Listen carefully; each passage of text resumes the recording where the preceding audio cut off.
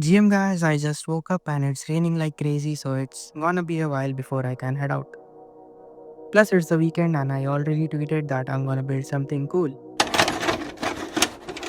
Recently, Johnny and LTO made an AO processor, a full web app, including comments and stuff, which is super cool. But when I looked at the code, it had these huge variables with HTML strings in them.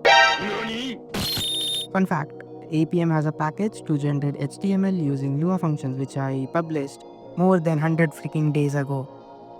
It supports all the common HTML tags and you can even make components like React, all inside Lua. That's it! I know what we're gonna do today! We are going to build a web app with LuaX. I head over to Hyperbeta Idea to create a new project, load up LuaX, and write a simple script to create some text and a button. It works, time to level it up.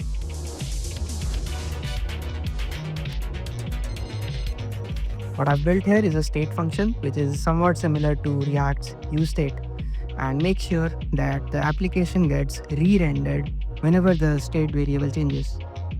We have some handlers which update the value stored in the state. And finally, the app that generates the UI and implements functionality to show and update a number. Now when we go to the app URL, we get this page.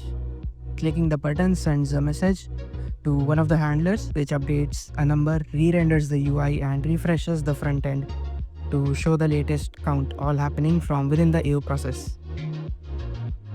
That was this weekend's mini build. I have to get back to writing university reports. See y'all next week. Bye.